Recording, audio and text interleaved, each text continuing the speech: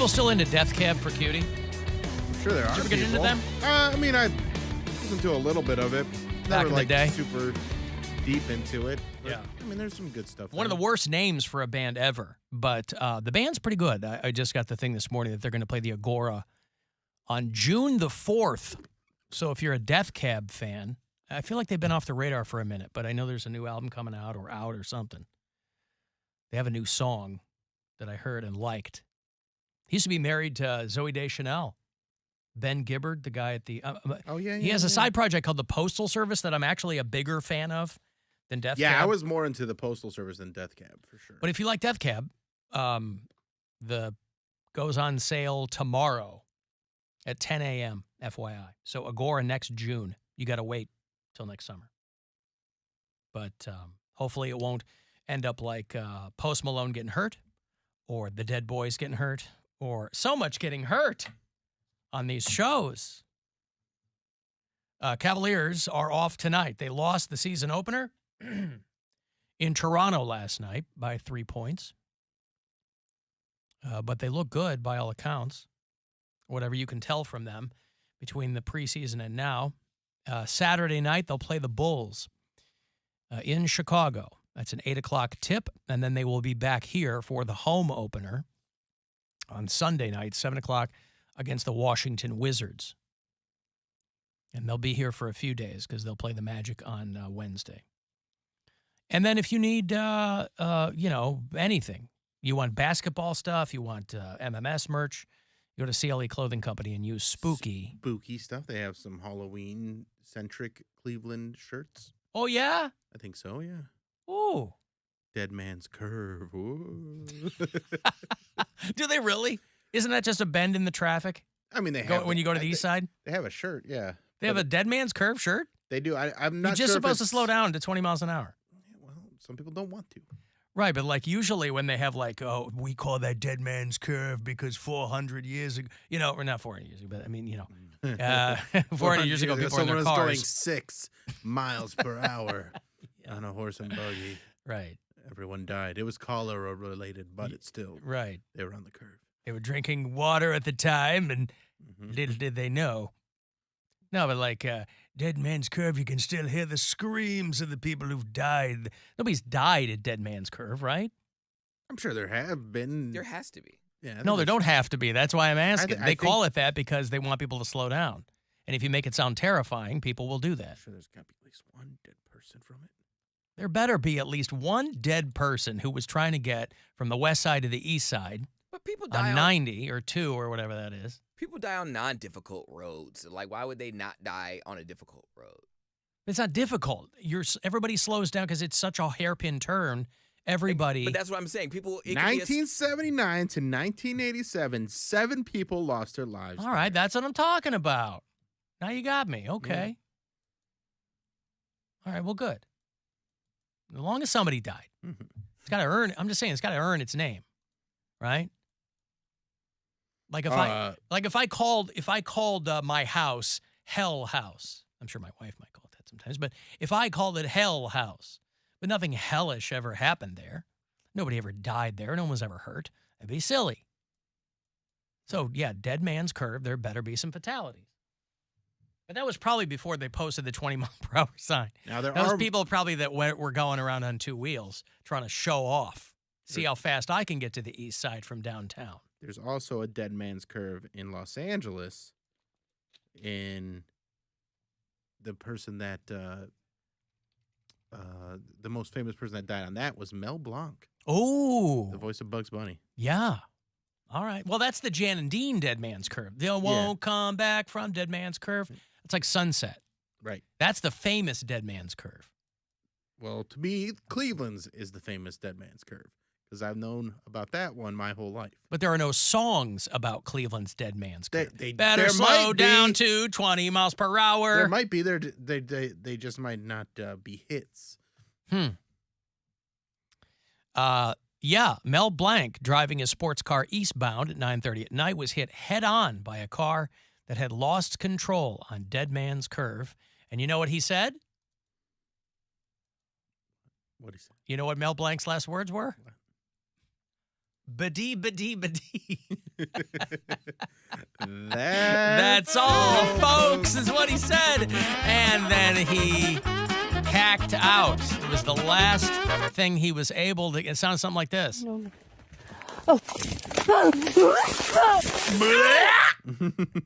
That's what he sounded like.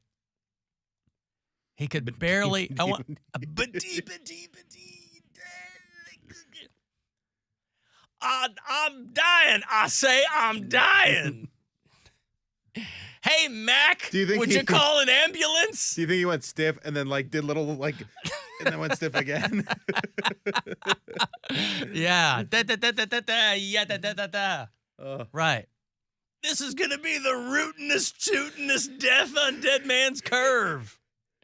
Oh, poor Mel Blanc. There's never been another one like him. It's a boon to cartoons, if you will. You know, we didn't talk about it at the time, but a lot of people were making a big deal about the fact that Velma from the Scooby-Doo cartoon now is unequivocally gay. They've got a new, this is not a surprise, they've been dancing around it for decades, that Velma likes gals. But the new Scooby-Doo that's coming out, she's going gaga and cuckoo over another female character.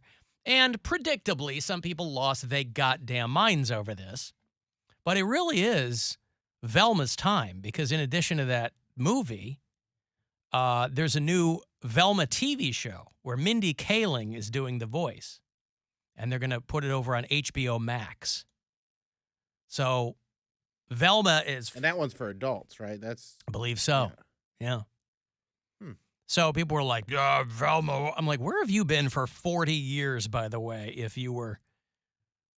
So the new Scooby-Doo movie, she falls in love with somebody. The movie's called Trick or Treat, Scooby-Doo. Always a big fan of the Velma cosplay that's out there. There's lots of voluptuous ladies rocking some... But the Velma sweater. And right, but you got to get the hair. Got to get the hair, yeah. You'll see Velmas with long hair, and you go, no. Gotta be the you got to have the bob wig. Yeah. You got to have a big old rack. Mm-hmm. And you got to have the glasses. No, you know, the thigh-high shorts or skirt or whatever she wore. The Velma thing for a costume that's so easy to pull off. It's amazing how many people you'll see screwing it up. So if you're a girl or even a guy, no judgment, and you want to go as Velma for Halloween, it's not hard to nail. Not hard to nail. Get yourself a big orange roll neck sweater. Get some glasses. Oh, I like it. And in the Trick or Treat Scooby-Doo movie, apparently she's into a girl who looks very similar to her. She's got the glasses, got the hair, sweater, the whole bit. And then Mindy Kaling will have the HBO Max show. I think they should do a crossover movie with all the gay cartoon characters. You know, like throughout you got Velma, you got Peppermint Patty, you got really at least people that like we know what's going on. They don't ever come right out and Let's talk about Fred. Waylon Smithers. Yeah. What's the matter with Fred? Just because of the ascot? I just get gay vibes from Fred. And From yes, Fred? because of the ascot. But he's way into Daphne. And she's way into him. Beard. What? Beard. Daphne could have whoever she wants. You think she's going to hang around just to be Fred's beard? Yep. She's a good friend. Okay. Well, Daphne then, don't know what she wants. You know That's what? her problem. Since we're casting the thing, and that's your idea, we'll throw him in. Okay. So a crossover cartoon movie, all the gay He's cartoon just like characters. a sailor. He just has an ascot on. It's a very, I don't know. It's But wasn't that of the time? Mm. Scooby-Doo was like from the 60s. Right, but It was I still very don't- like, hey, mommy, daddy-o, cool boy, whatever they said in the 60s. I don't know. Is that what they said? Shaggy's a stoner. Yeah. Fred's definitely, I don't know. Poundcake, do you think Fred's gay? No, he's metrosexual. Okay. Okay. All right. Yeah. I don't think He that cares about his equates appearance. gay. That counts. Yeah. So all of the gay characters, see, Velma, Peppermint Patty, we'll throw Fred in. Fred, fine. Smithers, He-Man, Squidward, Who were they? He-Man's not gay. He's just questioning. Oh, well. Well, He-Man's not gay. Prince, what's his name? His alter ego. Yeah. That dude's gay. Prince, I don't remember his name. Somebody will tell me. He-Man, Prince Andrew, Prince Adam. Prince Adam. Prince Adam. Prince Adam's gay. I mean, that bob haircut isn't helping. This is a guy who never Same haircut once. Velma has. Right. That bob goes a long way. This guy never skipped leg day one single time. His muscles have muscles. And he's got a filled out cod piece and the whole bit, but the hair is not doing him any favors. So we'll remove He-Man from this movie. We'll throw Prince Adam in. Put Prince Adam in. I said Squidward, I think. Squidward. Snagglepuss. Remember Snagglepuss? Oh, yeah. Stage right, even. Harley Quinn. Yeah. Girls love Harley Quinn, boy. If you're throwing Harley Quinn in, you got to throw Poison Ivy in, because don't they get it on? Yeah, I think so. Yeah. Yeah, if you see a girl who's not dressing up as Velma, it's because she's going to dress up as Harley Quinn.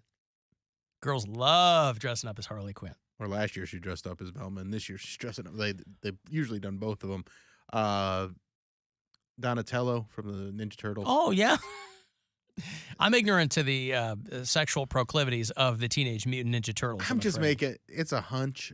Because you got to pick one of them. Well, you look at everybody else's weapons. Michelangelo has nunchucks. You got did I say nunchucks? Nunchucks. You're back to being 10 again. Yeah, nunchucks. Leonardo's got the sai. No, that's Raphael's got the sai. Okay. He's got the katanas. Yeah. And then Donatello, he's the got stick. the staff. The staff. He's got the bow staff. So that's the most phallic of all of them. Oh, so I'm okay. gonna go Donatello. All right. Well, listen. And his he's purple. So that's yeah, but he didn't choose that though. He was born that way. Well, it's a headband. I see. He chose his color. I see. He chose purple. It's the color of royalty. Mm-hmm. Yeah. Alan, don't forget Ace and Gary from SNL. Well, they were ambiguously gay. They were. Yeah, you can throw them in though. Yeah, if we're gonna do a cartoon, a full-on crossover, that's pretty good there. But Loki. I mean, well, he's not really. I don't know if we've seen a cartoon version of Loki, but there's got to be one, right? Yeah, I think Loki has shown up in bisexual. cartoons. Yeah, Thor or Avengers cartoons. I think Loki's been in there. But yeah, so you'll see a lot of girls dressed up as Velma, a lot of Harley Quinn, because Harley Quinn typifies how every woman sees herself. Every girl thinks she's fun and quirky and hot, and that's Harley Quinn. Like, you know how like dudes who don't have much of a personality love Punisher and Deadpool. It's the same thing. Like they adopt those qualities. That's defines them as a person. That they're way into Deadpool or they're way into the Punisher, because those guys are like funny and tough, and that's how a lot of dudes want to see themselves. So you'll see guys with like Deadpool stickers on their pickup truck. But I think we could be onto something here. We could play We could play politician or Scooby-Doo villain. Oh, we haven't played that. You want to play a game, Poundcake? You want to play politician or Scooby-Doo villain? Sure. I'll dig it out. Politician or Scooby-Doo villain. Because the names are also stupid. I also prefer the Scooby-Doo when there is no such thing as monsters and everybody is just an old man. Just Phyllis Diller. Doing some sort of land deal. Yeah. Where they're just trying to scam people or, lower the property value so that they can buy it for a cheap price and then jack up the rent, that kind of thing. And they would have gotten away with it if it weren't for those meddling kids. Right. But when you introduce legit ghosts, that's a whole other thing. That's a whole nother good thing. Ghosts. Okay, Poundcake, I'll start with you, okay? Okay. I'm going to give you a name because the names are all very ostentatious, right? You'll tell me if it was a villain in Scooby-Doo or a real-life politician. Okay? Zeb Perkins. A real-life politician. No, I'm sorry. Zeb Perkins was a Scooby-Doo villain. Oh, well, in the Which is Which episode from December of 1969. Zeb Perkins doesn't sound that too out. It doesn't sound that out. That's why it's a fun game. Come on. Okay. All right, Bill. All right, let's do it. Langdon Cheeves. I'm going to go Scooby-Doo villain. Oh. Sorry, Langdon Cheeves was the Speaker of the House in 1814. Man, I should have known that. You should have. Okay, Poundcake. Okay. Harley Finster. Is that a politician or a Scooby-Doo villain? Scooby-Doo villain. Correct. Finally. From the B Team episode, September 1984. He says finally. He only got one wrong. You're okay. Right, but then I got one wrong, so we just wanted to get somebody on the board. I see. Well, he's on the board. All right, Bill, the next one's yours. Neville Poppenbacker. I'm going to go Scooby-Doo villain. Yeah, Scooby-Doo villain. Yeah, Neville Poppenbacker was from the Farmed and Dangerous episode. Gonna write that one down. That is... See if we can find someone with a similar name to help with the live stream. Yeah. Who's helping out today, by the way? Oh. The live stream. Let me look. In a video department. Minkus Flagnigan. Okay. That is neither a Scooby-Doo villain nor a politician. That's a tough last name, though. Because it's... Flagnigan, not Flanagan. You'll get a lot of Flanagans, but not a lot of Flagnuggins. There you go. All right, you ready, Cody? Yep. Politician or Scooby-Doo villain? Governor Teets. Scooby-Doo villain. Oh. So sorry. He was in the Washington State House of Representatives Thought it was too in obvious. 1911. I thought it was a trick question. He had governor in the name. I was like, Govnor, not governor. Governor Teets. All right, Bill. Big Bob Oakley. I'm going to go politician. Dang it. Sorry, he was in the Gaggle of Galloping Ghosts episode. November hard of game. 1969. Very hard game. It is hard. I'm not Especially even because keeping I never score. really watched Scooby-Doo. That was never really Yeah, my I jam. liked it. I still wouldn't do well at this game. Okay, Poundcake, you're up. Peter Dinwiddie Wigington. Scooby-Doo villain. What? No. I'm sorry. He No was way. he was in the U.S. House of Representatives in 1876. Say it again. Peter Dinwiddie Wigington. I would have Wigington, guessed what please. I would have guessed what you guessed too. No way. All right, Bill, you're up. All right. Wankard Pooser. Oh, my goodness. Wankard Pooser. I'm going politician. He was a Yeah. politician, yes. Wankard! In Florida. He was in the House of Representatives in 1945. It's a good name. Yeah. A strong family name, Wankard. All right, Poundcake, it's your turn. Amos Crunch. Politician. Damn it! Sorry, pal. Amos Crunch was in the ghastly Ghost Town episode, which featured the Three Stooges. September 1972. I haven't been keeping score, so I don't... Bill's up one. Oh, he is? Yes. Well, he might be up two here. Okay, here we go, Bill. Bernice Binder. I'm going to go politician. Sorry. No. Okay, so if I get this one right, then Bill and I will be tied. He has two. I have one. Okay. Let's see here. Let me find Peruvia Goodness. Ruvia Goodness. Scooby-Doo villain? She was a legislator for Hawaii in 1904. Does that mean that you won, Bill? Did I you think win? I won, but if Poundcake went first, so I'd like to really rub it in if I Oh. could. So you're going to go one more time? Yeah, is let's what go one you're more saying. Okay, let's do that. Let me find one here for you. Cornelius Van Steenwyck. I'm going to go Scooby-Doo villain. Oh, my goodness. Sorry, that is This a game is politician. hard as hell. Yeah, it's very hard. Cornelius Van Steenwyck was the mayor of New York City in 1668. So where does that leave us? Bill's still I out. still Terrible at won, keeping. yeah. You still won. I Oh, still won. congratulations. There you go. Bill Squire, our champion today on Politician or Scooby-Doo. Politician! Scooby-Doo villain. Anywho, that was really HBO hard. Max Mindy Kaling Velma show is going to premiere, I think, in the next couple of months. Never see that celebration anymore. Nobody scores a touchdown and does the old hand wringing. Yeah, right. Huzzah! Huzzah! Hip, hip. I've got to take a break. I'll have Street Light Manifesto tickets for you on the way back. If you dig those guys, they're playing the Agora in a few weeks. And then 3:30 is going to be the next chance for you to grab $1,000 and go fund yourself. 35192 on a text for anything else, and we'll be back. This is the Alan Cox Show. Everywhere on our free iHeartRadio app or whatever smart device you have. Just tell it to play the Alan Cox Show on iHeartRadio. iHeartRadio Alter Ego 2023. Presented by Capital One. Alter Ego, are you ready? Win your tickets now before you